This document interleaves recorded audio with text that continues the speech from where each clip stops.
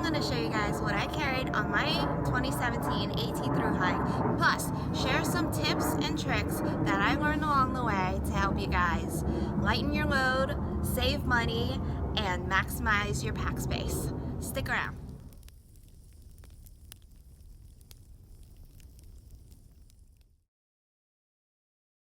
Hi guys, thanks for tuning in. As always, I'm J-Val, and on October 1st, I completed my first backpacking adventure ever.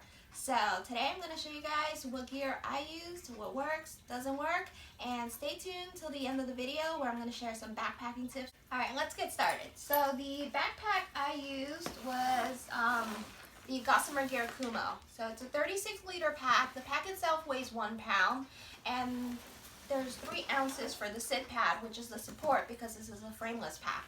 So pros about this pack is that it's lightweight. Even though it's only 36 liters, I never found myself running out of space. The mesh pocket is extremely large for its size, and it's really durable. I love the huge water bottle holders. You know, at times I actually carried 2 water bottles in one pocket because I had to carry something else in the other pocket. So I attached a Z-Pack shoulder strap to it. I had a problem removing the strap here to actually put it in, so I just attached it with some shop cord, and it works. So the it's small. You know, on trail people would ask me if I was day hiking, but I had my AT tag on me at the time. I broke the clip. But the hip belt is a little floppy, unlike, because I was using the Osprey or a 50. But compared to that, you know, these just flop down. And, you know, one thing I don't like about this is the hip belts are removable, but you can see this part here, it has no grip, so every time I would tighten it, it would just loosen up again. So I think next time when I use it, or when I hike the PCT, I'm going to put diaper pins right here, so I still have the option of removing it whenever I want. Alright, let's get this unpacked and see what's inside.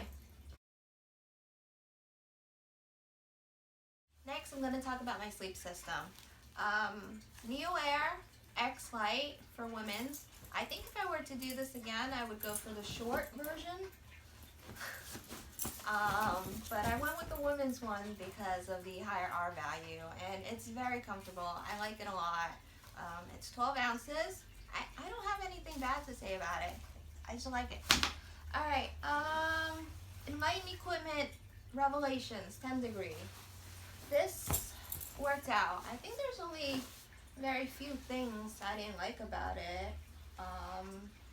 You know, I mean, as you can see, I have the kids version because I'm only 5 feet tall, and for a 10 degree, it's only 19.5 ounces. So I felt no reason to switch to a summer sleeping bag. And plus, I'm a person who sleeps very cold. I think in the first week in March, this was not warm enough for me. But we did have some pretty bad weather. We had the mid-March blizzard, and on my first week I was out, it was in the 20s. So, but after I got my sleeping liner, I think everything just worked out. And for most nights on the AT, I think this system really works. This is my sleeping liner. I finally was able to get a sleeping liner because they were sold out everywhere because we had that blizzard. But I finally got one at the NOC, and I carried it even in the summer months. Mostly because I use this as a pillow. And in the summertime when it was too hot, either I would unzip my quilt and use it as a blanket, or I would just use my sleeping liner. Next. For tent, I use the Z-Pack's Duplex. It's actually my 3rd tent on trail. I got this one in Harper's Ferry, but the first one was the Tarp Tent Rainbow, and the second one was the Lightheart Gear Solo. I will do a review comparing all 3 tents, But as for this one itself, I love it, and I really wish I would have had it since the beginning. It's really, really spacious, and I like the fact that I don't have to carry poles with it. It's non-freestanding, so I just use my trekking poles to set it up. And funny thing is that my trekking poles, the max height of my trekking poles is the minimum height required for the tent, so works out. Alright, these are the poles I use. They're the Lecky Micro Vario aluminums. They're the ones with the, I'm not sure what they call this tip, but it's like the foam-like tip. So, I love the shape of it. It's great, you know, it had a perfect grip, and I never got calluses or anything. And then there's these this pole's right here, so when you're doing some hard climbs, you can actually just grab onto this part. And the reason why they're not folded is because I can't collapse them anymore. The button gets stuck, and when I actually do press on the button, it's just stuck. So I have fallen on these quite a few times, but they haven't seemed to budge. And these are the original tips. I never had to replace them. So, but I really do wish I had collapsible trekking poles that were able to collapse in the whites when I had to do some climbs. I ended up just tossing them back and forth, and either up or down, and then retrieving them later, and they got pretty beat up. But as a whole, they held up. So, Leckies. For our clothes, I got this in Waynesboro, Virginia, because I lost weight. I ended up having to get a new outfit. So these are the North Face Flash Dry. I like it a lot. They feel like cotton, but it dries surprisingly faster than a lot of the other shirts I've seen. And these shorts, I love them. They are the North Face Kick Up Dust shorts. It also has this like little pocket that I never use. I don't think anybody would use. Maybe like a credit card or something can fit in there. But I like these a lot. There's a liner inside, and they're super comfy, and they dry really fast. Sports bra, this Patagonia sports bra. I forgot the name of it, but it's my third bra on trail, and the straps are really comfortable. Doesn't really bother me at all, and you know, wearing it even if it was hot, and it dried really fast. So for thermals, I started with synthetic thermals, and I really wish I would have started with these ones. These ones are the Icebreaker 260 gram merino wool. Super warm and comfy. I felt like the synthetic thermals were not warm at all.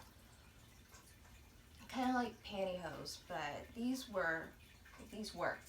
Oh, I actually got a hole in these when I was climbing down Katahdin. I don't know if you can see it, but yeah, there's some holes around the knees. I was climbing down Katahdin, and I slipped and busted my knee.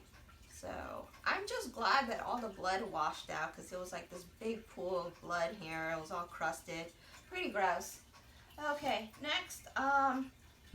So these leggings and this tank top are my extra outfit, because I always carry an extra outfit, so when I get into town I can switch over to another outfit to do my laundry and just walk around town. This tank top, this $4 Walmart tank top, I got it because I needed another shirt. I lost weight, and I thought it was cool because the brand was called Nobo. I thought it was funny. Let's see, it's my Injinji socks. These held up like a champ. They only started breaking down halfway through Maine. So these ones and my Darn Toughs, you can see a little bit of wear. So I only started noticing the wear in them in Maine. So otherwise, I've never had any problems with them. These ones that have the holes in them, I did replace to get another one so it had more cushion, but they still worked. I carried them in my bag anyway. So I always carry extra outfit, and that includes an extra pair of socks as well. So, and then this hat, it's just a hat. It's not a hiking hat or anything, but it's just a synthetic hat.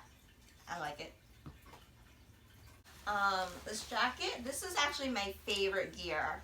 And I got this is my second puffy. I started with the Patagonia down sweater, which was great for March and the cold weather, so I wanted something a little bit bulkier, a little bit warm. But then I wanted a jacket that was more packable, a more compressible jacket, and I love this jacket. I especially love the color too, but it's super compact and it's really, really warm. This one's a synthetic jacket, and I never felt like it restricted my movements. It just really moved with you. So, you know, there's the synthetic filling on the front and the back, but then on the side, there's this stretchy, breathable material. So I was never like too hot in it. I think there was one time in Maine where it was just really, really cold, and I just hiked with it, and there was, you know, I wasn't overheated or anything, and I like how the hat has a tightener on it to help you really block that wind. So, you know, I'm glad I had the down sweater to start with, but okay, I'm going to bring this jacket on the PCT. So for rain gear, I use the OR Helium, and this is my third rain gear. I started with a poncho, hated it, and then the second one was the Marmot Precip. That one I had already owned, I just had it sent to me before the Smokies, but I didn't feel like it did a great job at all. But I got this one sometime just before Harper's Ferry. It's the OR Helium 2, and I couldn't be happier with it. I used this, actually my winter box got lost just before the whites, so I had this jacket and a t-shirt, and that's how I hiked the whites, and I'm so glad. It's actually a lot warmer than I thought, and I know a lot of people complain about it not being breathable, but I just unzipped. I never really had a problem with it, but I also don't sweat as much as many people because I'm always cold. So, okay. Oh, these rain pants, I sent home, but I had them sent back to me for the whites and in Maine, but they got a big hole in them, in Mahoosic Notch, doing some butt scooting, and it got a hole in them. So, you know, these are not breathable. I think the rain jacket, I can sort of remove the zipper and everything's fine. I can have some ventilation. But with these ones, once you put them on, it's like, unless it's really cold, I wouldn't put it on. But Mahoosic Notch was pretty bad, and during that time I went. So I was really cold, and it did the job, blocked the wind, kept me warm. So for a headlamp, I use the Phoenix HL60R. It's 950 lumens, so it's pretty much daylight in the night. So I did a lot of night hiking, and the previous two headlamps just weren't cutting it. The Princeton Tech Sync, which I think was about 150 lumens, I couldn't see anything. I have terrible night vision. And then I switched that one over for the Petzl 350 lumens. And, you know, it was okay, but, you know, I felt like I wanted something brighter. So I got this one, and I like it a lot. It's aluminum, so it's shatter resistant. And another great feature is that it's completely waterproof. So I've hiked in the rain with this lots of times and never had any problems. And also, this part that rests on your forehead is really comfortable. It has 5 settings on it. I use it on the second or third setting. There was hardly a time where I had to use the full 950 lumens, but it was nice to have because I can see really far, and especially when I'm doing these night hikes alone, so I can see what's up ahead and, you know, something. I'm pretty clumsy as well. The only thing I don't like about it is the strap. The clips on the strap are pretty flimsy. They do give you a secondary strap, but you know, once you have it set up right, it's really comfortable. It's also a rechargeable one, which I do like better than the previous two, which were battery powered. Next is my battery pack. This is the Anchor 10,000 milliamp with quick charge. So I never felt like I needed more battery. I use this to charge my phone and my headlamp, and I never ran out. So it's good. Next is my cook system. This is the Toaks Titanium Ultralight 550 milliliters. They actually sell two versions of this cup, but I went with the lighter version because in the beginning I primarily just used this as a cup. I had a bigger pot to go outside of it, but time and time again I would just find myself using the smaller pot, so I decided to just take the smaller pot. And you know, another good thing about it is my pot fits inside a quart-size Ziploc bag, so it was really compact and small. And I used it with my Snow Peak Light Max stove. You know, I did switch out a lot of cooking systems, but I had my Light Max stove for most of the time, except in the whites, where I decided to try out the jet boil, and I just went back to it. I like it so much better. I keep a mini Bic lighter and this Gerber knife. It's the Ultralight. It's not the lightest version that they have, but it's the next one up. So I think the smallest one they have is 6.6 ounces. This one is 1.2. Some other knickknacks, like my first aid kit. I ended up trimming it down to only some allergy medicine, 2 Band-Aids, and Leukotape. I don't think you need any more than that, to be honest. And then I did carry some ibuprofen with me, which is all gone by now, but that's all I needed. And then my toiletry kit just had a broken toothbrush, nail clippers. I always carry a pair of tweezers with me because I always get splinters for some reason. And for people asked me to borrow it when they had ticks on them. And then some toothpaste. That's it. So that's it for gear.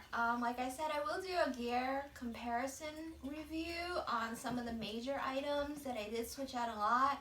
Like I went through 6 backpacks, 3 tents, and 5 cook systems. But if you guys have any specific questions about the gear I use, so leave it in the comment section below. And if you guys used any of this gear, tell me how it worked out for you. Do you agree, disagree? Leave me a comment below. So for those of you guys who are planning your 2018 through hike or know somebody who is, I've got some tips to share with you to help you guys out.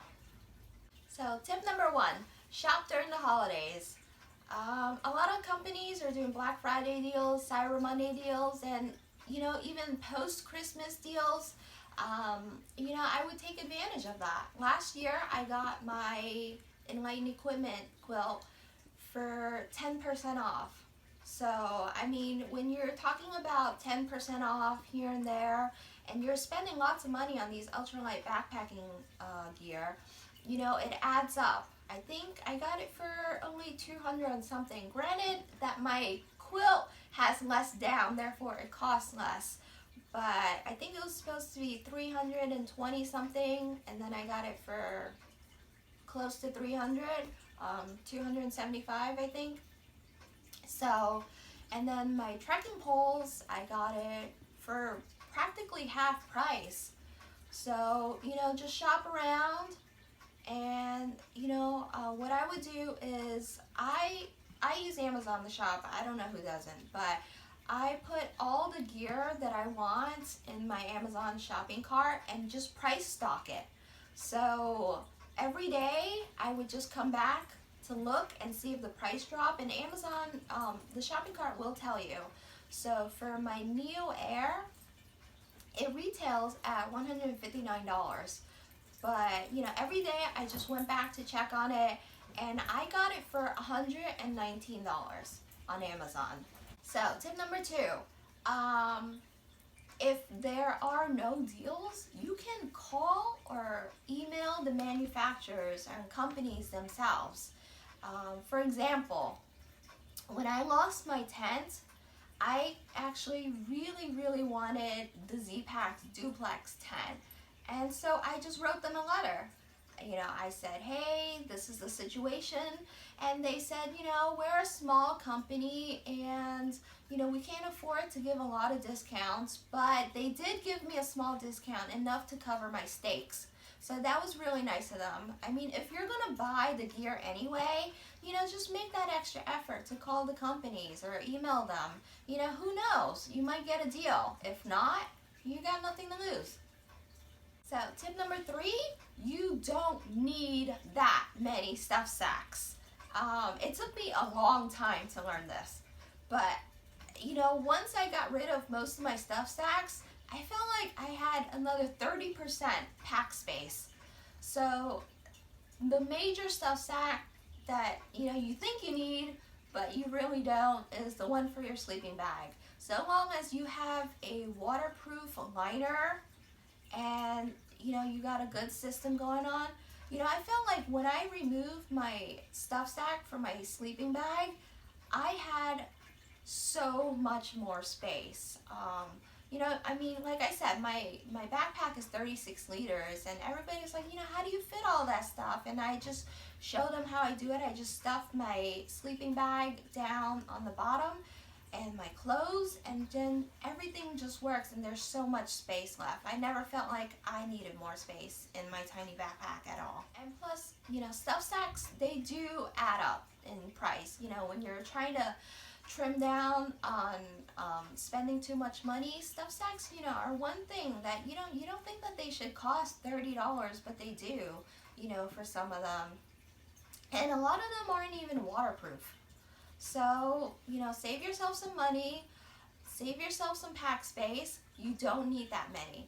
And the only reason why I keep my food in a stuff sack is so that I can hook it on the twigs on the shelters or something, or hang it on a branch. It just makes things easier. Otherwise, I would just put my food in a grocery bag. Next. So tip number 4, set a trial period for yourself.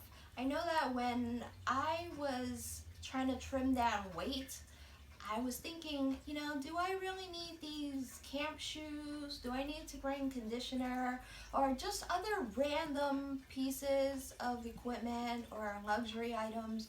You know, you're not sure if you should get rid of. So what I did was have a trial period. So when I was in town, I would bounce this to the next town. And then during that time, those few days period, I would see if I really missed it. You know, in the end, I didn't need my camp shoes.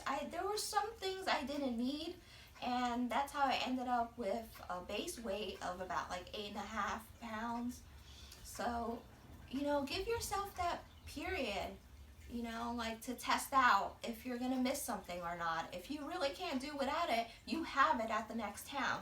And I'm not saying to do that at every town. It only costs you a few dollars, and you can have this time to figure out whether you want it or not. So tip number 5, less is more. Just keep it simple. You know, the less stuff you have, the faster you are to pack up, you know, the less weight you're carrying. It just is so much easier, and you don't have to worry so much about your gear, like where's this, where's that, you know, that's all you have. You know, I felt like when I trimmed down a lot of my stuff, I felt so much better. Next. So the last and final tip number 6, is this is a learning process. You know, unless you have through hikes before or have hiked the AT before or a big portion of it, you know, this is a learning process. You know, give yourself time you know, to figure things out. And the great thing about the AT is that you're in town every few days. And if you have Amazon Prime like I do, you know, you can fix a mistake very quickly. You know, you can order something and then have it there at the next town a few days later. And, you know, sometimes I had a lot of trial and error. You know, I got gear that I thought would really work and it didn't work. You know, in the end, it just works out. You know, just don't stress over it. Everything will work out in the end. That's all for tips. I hope you guys found that useful. And if you have any specific questions or comments, leave it down below for me. And if you haven't subscribed yet, I really hope you do, because there's lots of cooking videos and trail recipes to come and more gear review. So, thanks for watching.